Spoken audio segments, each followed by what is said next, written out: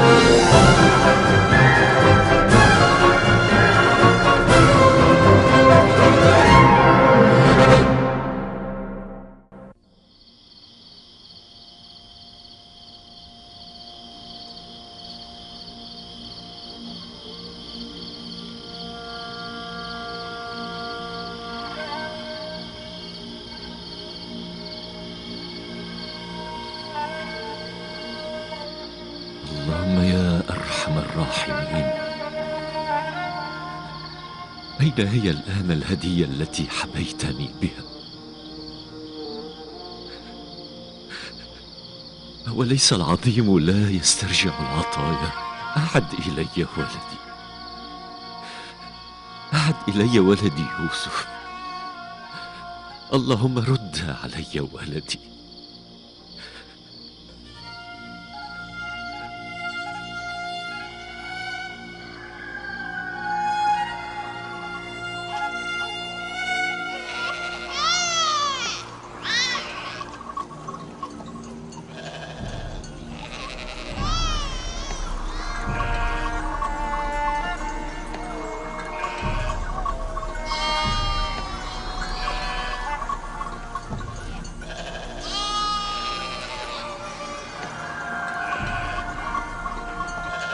فليحرسك الله يا بني حيثما كنت.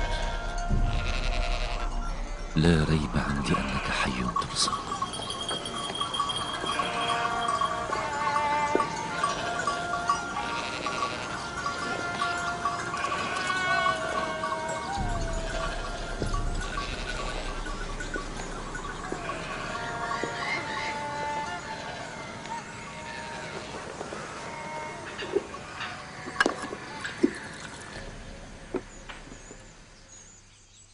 أعيد الكرة واسأل أولادي من جديد عما صنعوه بأخيهم، فعسى أن يثوبوا إلى رشدهم هذه المرة ويفصحوا عما جرى. وكيف لك أن تكون واثقا من أن يوسف حي؟ أولا، قميص يوسف الذي لم تمزقه أنياب الذئب، وثانيا قلب سليم خصني به الله. لا بأس، سأفاتحهم بالأمر ولو أنني فاقدة الأمل.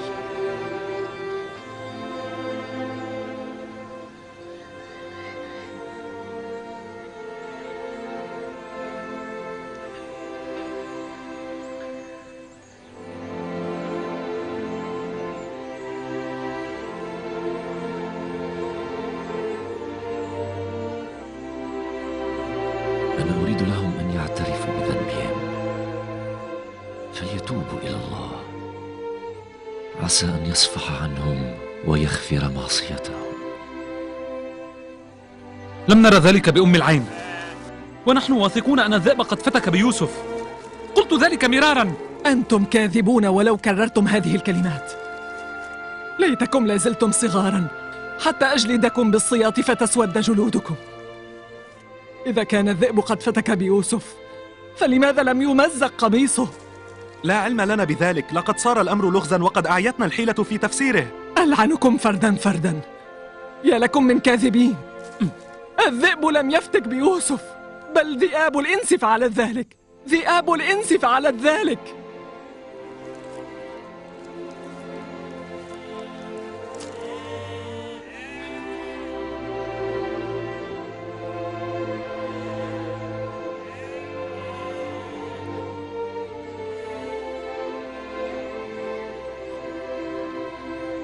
أعلم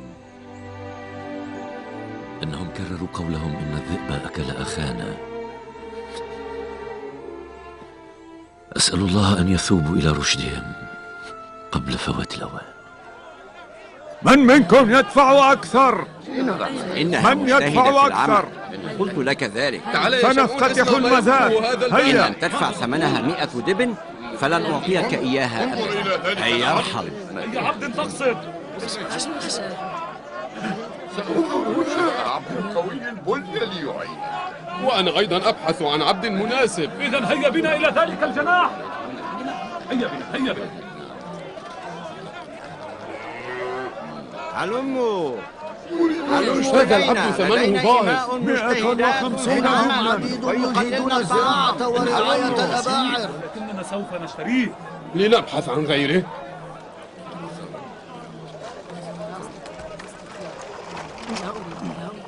إنهم يجيدون الزراعة ويجتهدون في العمل، هلموا إلي.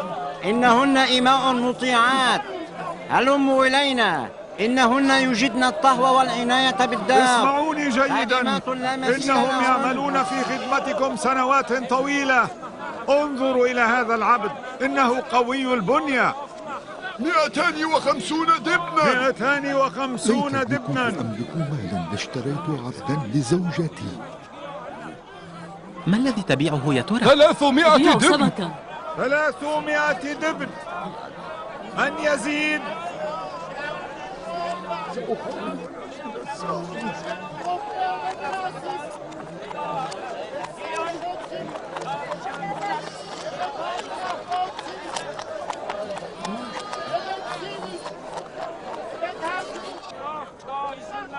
مالك،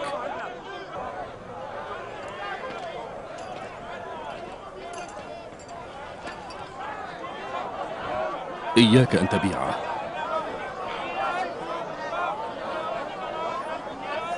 إن قلبي لا يطاوعني على بيعه أيضا. ألم تر بنفسك كيف أنه يطوق لكي يباع؟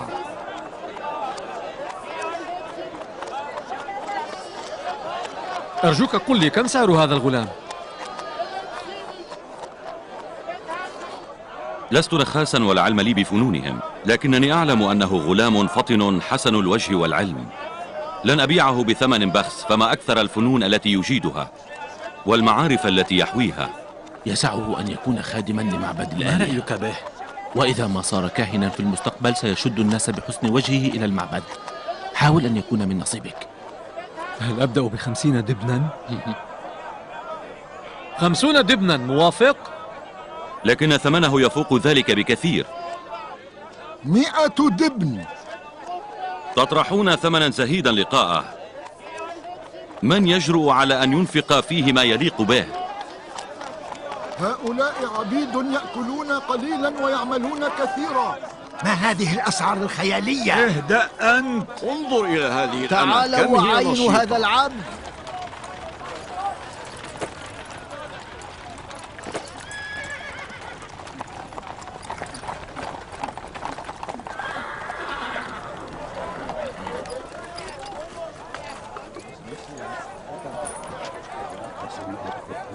لا بد أن أثني على حسن اختيار الموقر بوتيفار. لقد اختار المكان الأمثل والأنسب لشراء العبيد. مرحى بقدومك سيدي. أتمنى أن يعجبك هذا العبد يا سيدي. صدقني هذا العبد ينجز عمل فرسين. ما قيمته؟ 200 دبن. هذا العبد الآخر وديع كالنعجة. لن أدفع أكثر من 100 دبن. سيدي الموقر، هؤلاء العبيد يستأهلون أكثر من ذلك. ما رأيك في أن ندخل بالمنافسة؟ لننتظر ونرى ما سيفعله الحاكم. لا أظن أن أحدا ينافس الحاكم.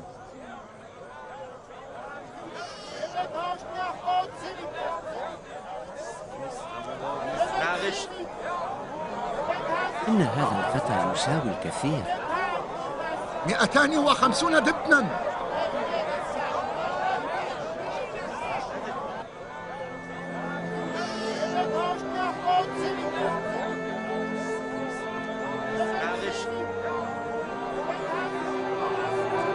لا تحزن يا يوسف، هؤلاء يشترونك اليوم، ولكن ستحول الأحوال عليهم فتشتريهم أنت عن آخرهم. ما الذي يريده هؤلاء مني؟ لماذا تجمهروا هنا؟ الجمال مكنون في ذوات الجميع، لكنه لا يبصر بالعين. أما أنت فقد فاض حسن جوهرك على وجهك. وهؤلاء المشدوهون إنما وقفوا يعاينون الجمال الذي أودعه الله في قلوبهم. لماذا يطوق هؤلاء لشراء وجه الحسن دون أن يعيروا اهتماما للجمال الذي في داخلهم؟ لابد لهم من عين بصيرة ليروا حسن بواطنهم، لكنما جمال نفسك الذي تجلى في حسن وجهك يرى بعين البصر. وهؤلاء القوم لهم أعين يبصرون بها، لكن بصيرتهم عميت عن رؤية الجمال الحق. كأنما تقول لي إنني وهؤلاء سواسية. لو أنهم كانوا قد فطنوا إلى الحسن الذي في قلوبهم لما رغبوا في شرائي. هؤلاء من حيث لا يعلمون إنما يتوقون للقاء ولي الله وليس يوسف ابن يعقوب. إن شوقهم إليك مثل شوق الملائكة لآدم أبي البشر. هل سمعت يا يوسف؟ 250 دبنا. زد عليه. 250 دبنا. 300. 300 دبن. سأبيعه ب300. 300. 300 دبن. 380 دبنا. ارفع السعر. 400 دبن. إنه جدير بأكثر من ذلك. من الذي ينفق في هذا العبد الثمن الذي يليق به؟ قال 400؟ إنه مبلغ كبير أليس كذلك؟ إنه عبد قوي البنية يستطيع أن يجر المحراث كالثور. خذ هذا هنيئا أيضا. لك بهم. هؤلاء العبيد الثلاثة ثمنهم 600 دبن. إنه مبلغ زهيد. 50 دبنا. يستأهل أكثر. يستحق أن يدفع فيه أكثر من هذا. اسمعوني جيدا. مولاي، هؤلاء من أجود العبيد. ادفع له 300 دبن. يستحق أن يدفع فيهم أكثر من ذلك. لا تفوتوا الفرصة. هل منكم من يشتري هؤلاء العبيد؟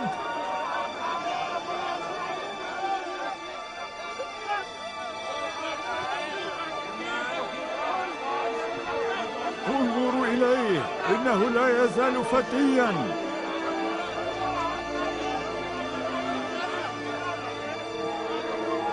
انطلق. تنحوا جانبا، تنحوا جانبا، تفرقوا.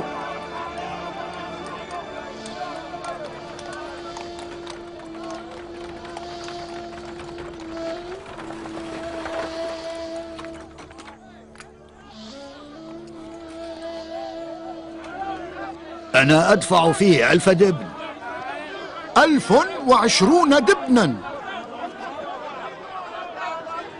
1100 دبن.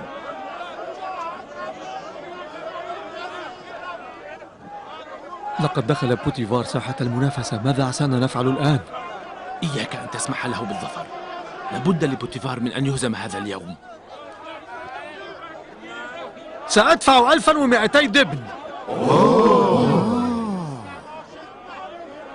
1300 دبن. 1300 دبن. أليس فيكم من يدفع أكثر؟ ولو أن الثمن المقترح يفوق قيمة العبد 10 أضعاف، ولكن لا عليك. اسعى سعيك كي تظفر بهذا العبد رغما عن بوتيفار. أدفع 1500 دبن. 1500 دبن. أين الشاري الذي يدفع أكثر؟ هذا أمر معيب. يتكلمون كأنما يبيعون ويشترون سلعة ما. لو أنهم عرفوا هذا الولد حق المعرفة لاسترخصوا فيه جبالا من رمال الذهب القاني.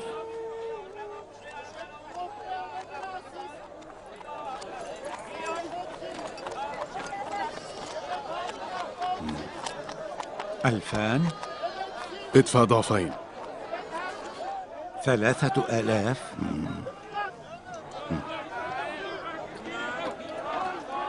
3000.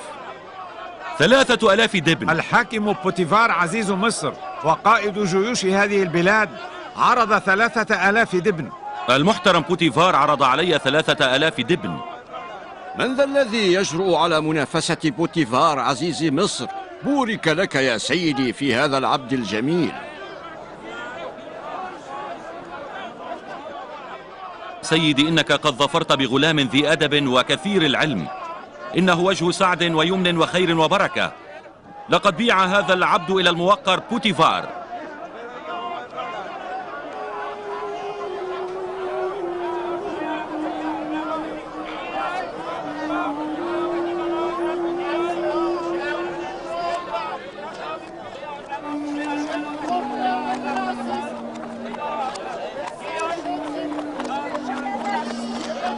انطلق.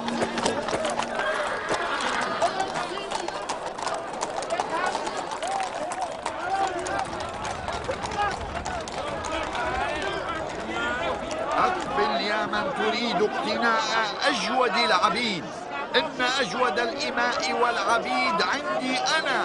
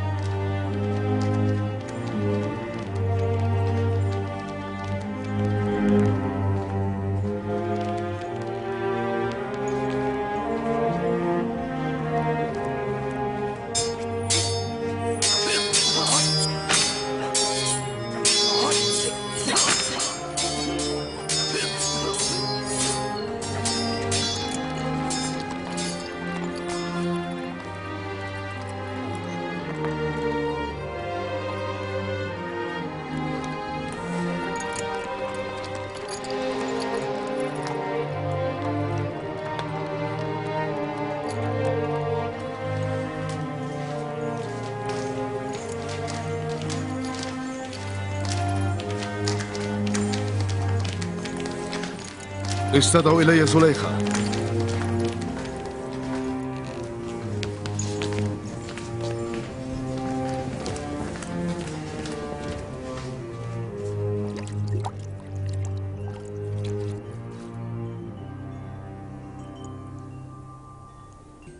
من أين ظفرت بهذه الجوهرة الفريدة يا عالي المقام؟ اشتريتها بثمن يفوق السحاب. أيا كان الثمن الذي أنفقته فيها فهو يسير. حري بذاك الأحمق الذي يزهد بجوهرة كهذه فيبيعها أن يطمر في جوف الثرى ويجاور الموتى. الخلق تبيع الجواري والعبيد لتظفر بالذهب، لكن هذا النخاس الجاهل باع جوهرة بحفنة من تراب. يا له من خاسر. هذا من كرمك، فأنا لست أكثر من عبد. مرحا بورودك إلى قصر بوتيفار يا ولدي العزيز. أشكرك يا عالي المقام. اشتقت إلي وقد وصلت الآن؟ أود أن أعرف العلة التي استدعيتني لأجلها. هل تقبلين مني هذه الهدية؟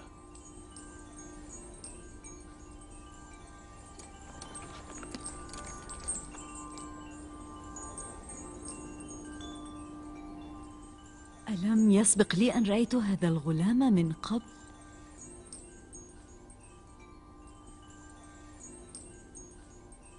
لربما في عالم الرؤيا أو ربما لا أعرف، لكن وجهه ليس غريبا علي.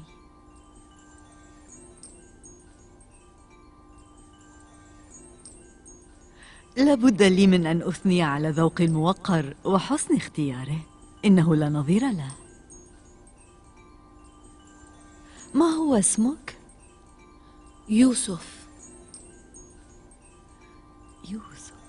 يوسف إما أنه اسم آرامي أو اسم عبراني.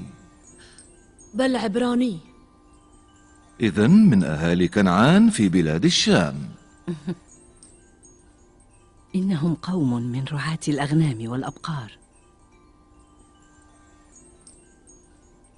يوسف. لا، أنا لا أطيق سماع الأسماء المتداولة بين القبائل الرحل ساكني الصحراء. إذا سمحت لي أود أن أطلق عليه اسما مصريا. هذا الولد هدية مني إليك، ناديه بالاسم الذي يحلو لك. أنا فعلا في غاية الشكر والامتنان لإلهي. إذا أذن لي مولاي سأقترح اسما مصريا على يوسف هذا. حسنا. إن أشبه الأسماء باسم يوسف يوزارسيف. يوزارسيف؟ لا بأس به. يوزارسيف اسم جميل. من الآن فصاعدا سأناديك بهذا الاسم، موافق؟ إذا كان ذلك يرضيكم فأنا موافق. أريد منكم أن تكرموا يوزرسيف وأن تحترموه وتوقروه، فعسى أن ينفعنا ذات يوم أو لربما استحسنته زليخة وقررت لاحقا أن تتخذه ولدا ليصير فردا من العائلة. ولم لا سيدي، ومن عساه يكون أجدر من يوزارسيف.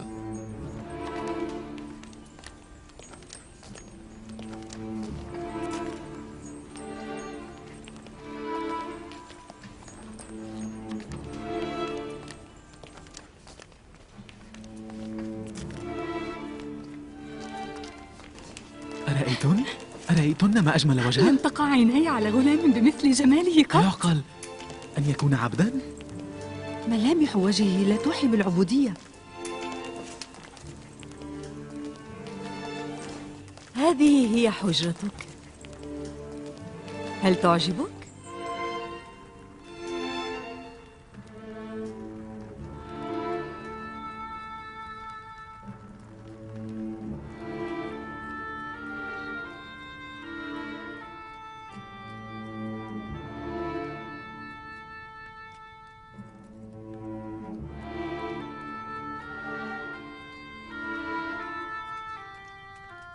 أشكرك سيدتي، إنها رائعة جدا.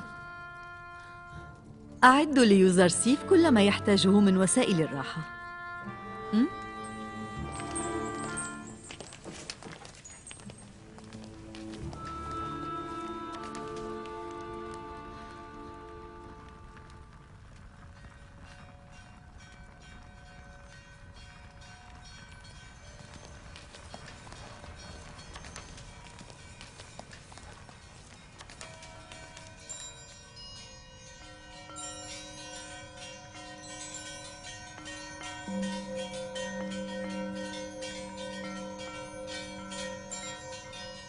اللهم لك الحمد أن استنقذتني من العبودية والرق، وأنعمت علي بالراحة والرغد من العيش الكريم. يا يوسف، لقد مكن لك الله في الأرض وحباك بمنزلة عظمى، واستنقذك من قعر الجب ورفعك مقاما عليا، واجتباك الله دون سائر خلقه، فعلمك تأويل الأحاديث والرؤى لتكون أعرف منهم بأسراره ورموزه. لقد قذف الله نور العلم في صدرك، فصرت غنيا عن كل معلم.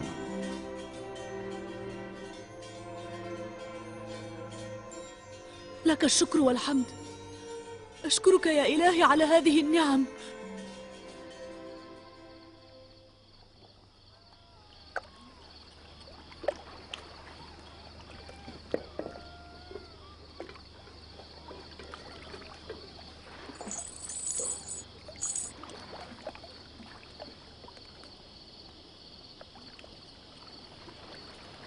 كانت صفقة خاسرة يا مالك. أنت مغبون حتى ولو كنت بعتهم يوسف بأضعاف وزنه من الذهب والفضة والجواهر. كانت خسارة يا مالك، خسارة.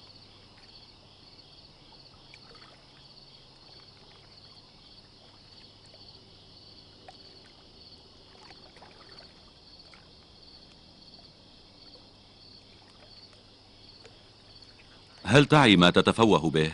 أتذكر كيف ضللنا الطريق وسط العاصفة؟ وكيف بركت الأباعر عند بئر الماء المالحة؟ أكان ذلك عبثا؟ هل كان لأجل أن تصيب أنت ربحا كبيرا أم كان لنجاة يوسف؟ أما أنا فلا ريب عندي أن عذوبة ماء البئر كانت ببركة يوسف. أما زلتم تتذكرون كيف شلت يدي عندما صفعت يوسف على وجهه؟ أنا لم أشفى إلا بدعاء يوسف ومسحة من يده.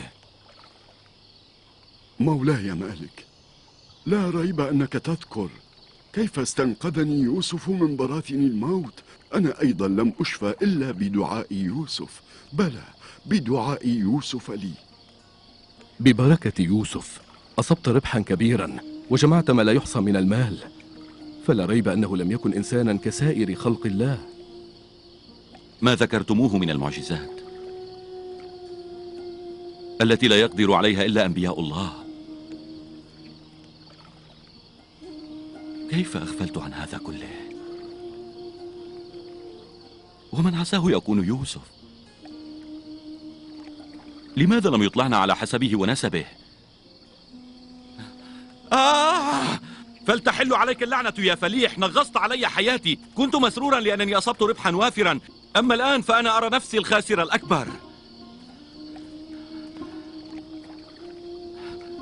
الويل لك يا فليح، فأنا لم أبع عبدا، بل لعلي بعت وليا من أولياء الله أو من أنبيائه المرسلين.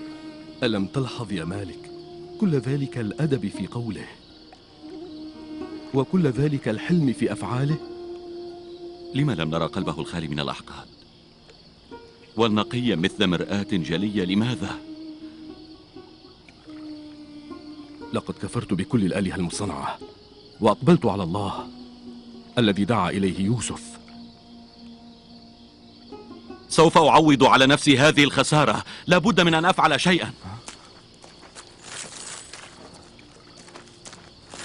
إلى أين؟ لا يسعنا أن نفعل شيئا الآن. اصبر حتى يطلع الفجر.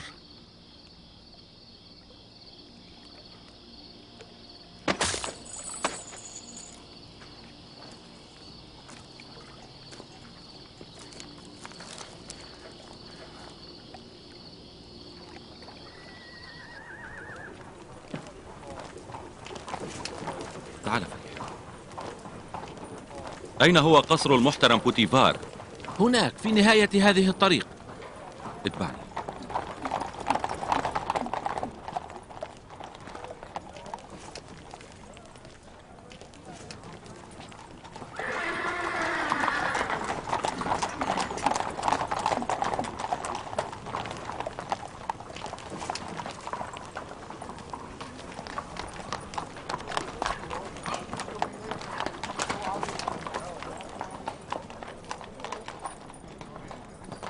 هاي، ماذا تفعلان هنا؟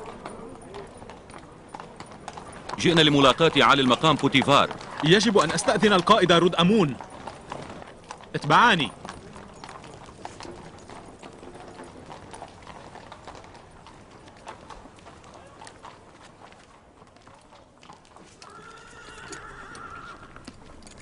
سيد القائد، ثمة رجلان يودان لقاء الحاكم بوتيفار.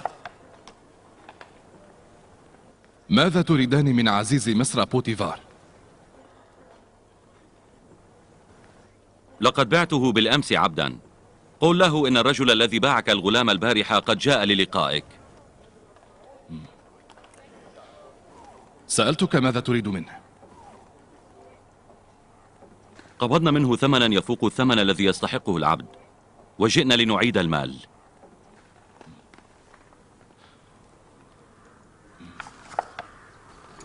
حسنا، انتظره.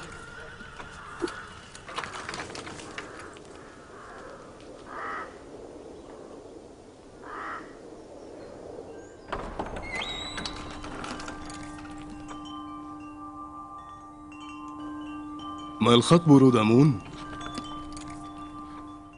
التاجر الذي باعكم الغلام البارحة واقف بالباب يطلب لقاءكم.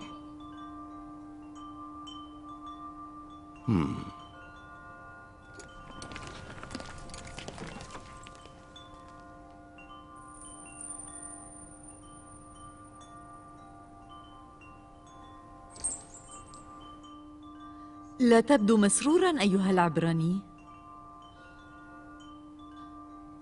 يسرني أن أكون ها هنا، ولكن يسوءني أنني عبد. وهل ترانا نعاملك كما يعامل العبيد؟ تعاملونني بما يليق بعظيم مقامكم، لكن تظنون أنكم تتفضلون علي. أحسنت. يا له من جواب حذق وملائم.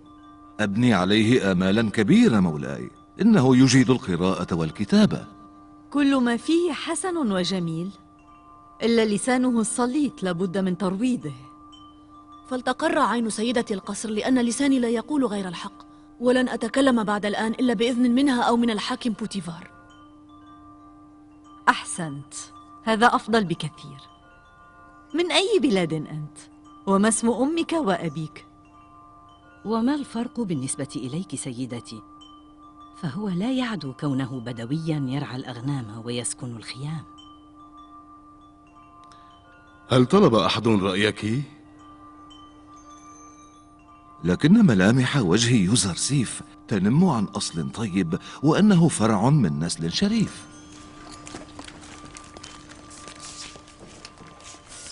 ها هما. ما الأمر أيها التاجر؟ لعلك ندمت أو تراجعت. بلى، لا لا لا لا. قبل أن أشرح لكم سبب مجيئي، أود أن أمضي ولو دقائق معدودات على انفراد مع يوسف. أريد أن أودعه للمرة الأخيرة. أنا أفهمك. فما أصعب أن تفارق شخصا ظريفا كيوزرسيف. أرشدهما إلى القاعة المجاورة ليتودعا.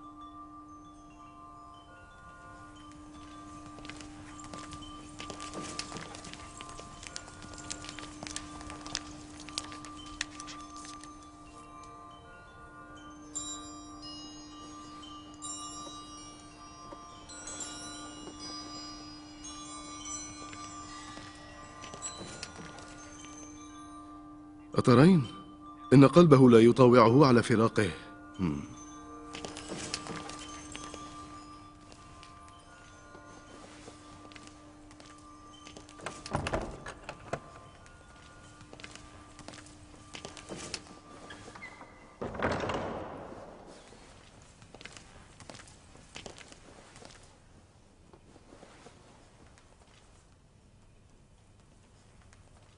لقد جئت لأسألك عن اسمك وعن بلادك، ولن أغادر المكان حتى تقول لي كل شيء. قلت لك إنني ابن كلا، سمعت هذا من قبل. أقسم عليك بالله الذي لا إله إلا هو أن تقول لي كل شيء ومن تكون. عليك أولا أن تعاهدني أمام الله على ألا تذيع لي سرا مما سأطلعك عليه. أعاهدك على ذلك، وأقسم بإله إبراهيم الخليل. أنا يوسف ابن يعقوب ابن إسحاق ابن إبراهيم الخليل.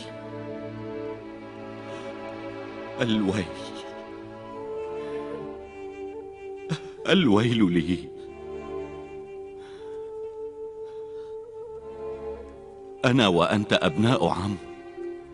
أنت من ذرية النبي إسحاق، وأنا من ذرية إسماعيل ذبيح الله. لا ترحمني يا الله. أي جريمة اقترفتها؟ لما بعتك يوسف؟ لطالما عرفت أننا أبناء عمومة، وأنا لست مستاء أبدا مما جرى علي. كان قدري أن آتي إلى مصر وأباع فيها. ما جرى كله تدبير من الله تعالى ويمهد لحادثة كبرى. ظهرت على يديك آيات، وكان علي حينها أن أفطن إلى أنك لست كسائر خلق الله، بل أنت نبي. الويل لي من بائع نبي في سوق النخاسة.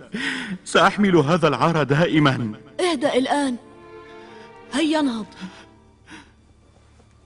قلت لك إن الذي جرى كان مقدرا.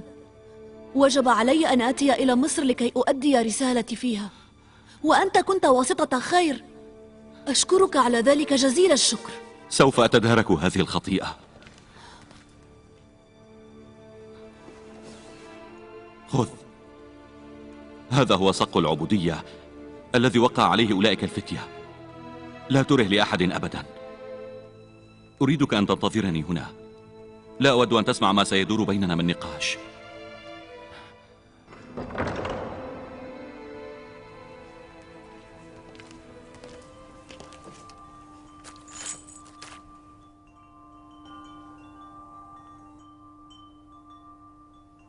أنا أتقدم من صاحب المقام بوتيفار عزيز مصر بطلب العذر، لكنني مضطر أن أطلب إليكم فسخ العقد الذي بيننا. لم أعد أريد أن أبيع يوسف.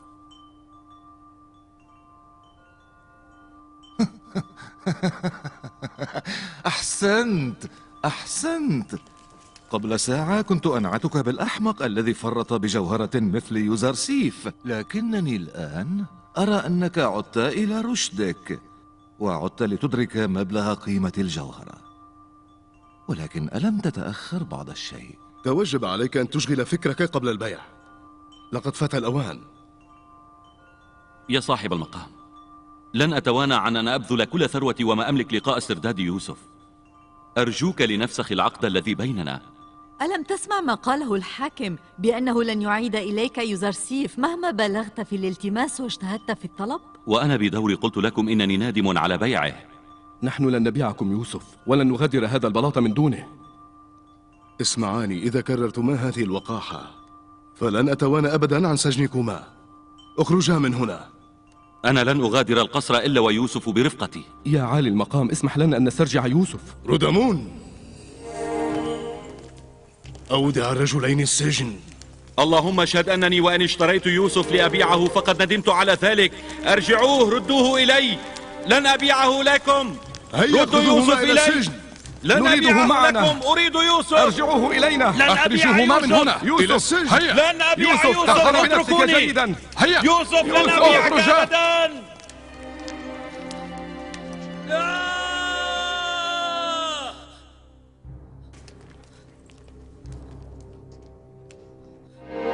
حبذا لو عفى عنهما العزيز، فقد تجشما عناء الخطر لأجله.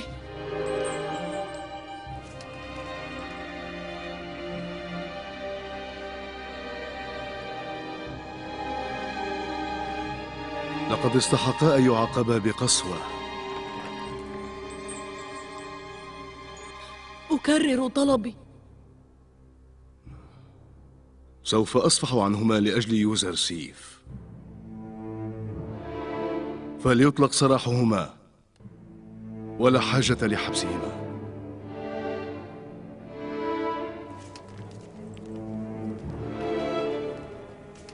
يوزرسيف، ما هو سرك حتى يرضى هذا النحاس بأن يخاطر بحياته لأجلك؟ وما أدراني سيدتي، أنا لا أملك من أمر نفسي شيئا. لا حول ولا قوة لمخلوق ضعيف مثل يوسف. هكذا لم يعد لنا أي فضل على يوزرسيف، لأن ما اتفقنا عليه عاد إلينا كاملا وغير منقوص. لست ممن ينكر الجميل، سأبادلك الإحسان بما هو خير من الدينار والدبن. ما أسعدني بهذه الهدية الرائعة يا مولاي. كلماما، فليستحم يوزرسيف وليلبس أجمل الثياب ثم أعيديه إلينا. سمعا وطاعة.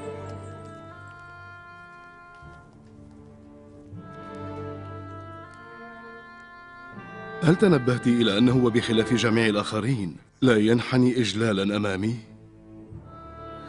لا بأس في ذلك، سيتعلم شيئا فشيئا.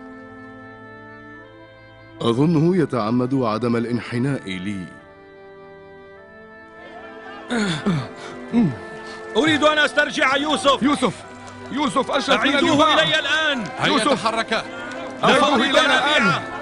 نريد يوسف. لا أريد أن أبيعه. نريد أن نسترجع يوسف. أعيدوه إلي الآن. ارجعوه إلينا يوسف الصغير. لا أريد أن أبيع يوسف. ارجعوه إلينا الآن. أعيدوه إلي على الفور. لم نعد نريد أن نبيعه. لا أريد أن أبيعه. يوسف. لا أريد أن أبيعه. يوسف. أريد يوسف. أعيدوا إلينا يوسف. لا أريد أن أبيع يوسف. نريد أن نفسخ عقد بيع العبد. يوسف. أعيدوا إلينا يوسف. كان الحظ خليفتكما. لولا وجود يوزرسيف لكنتما الآن في السجن. لا أريد رؤيتكما في الجوار، اذهبا. أنا لن أتوقف عن ذلك حتى أسترجع يوسف، سترون. حافظ على حياتك وارحل، ولا ترمي نفسك في التهلكة.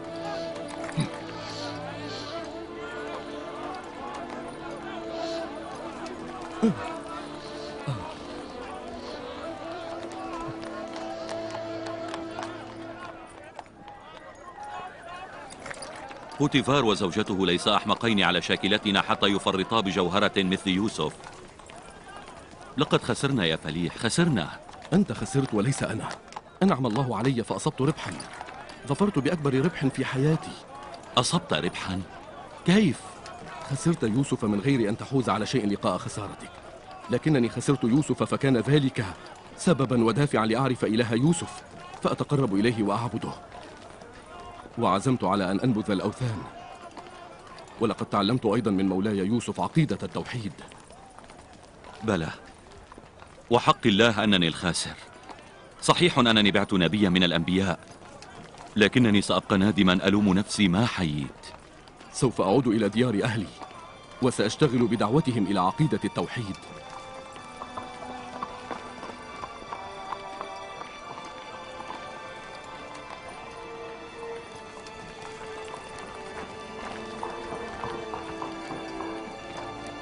أما أنا فلن أغادر المدينة ما دام يوسف فيها.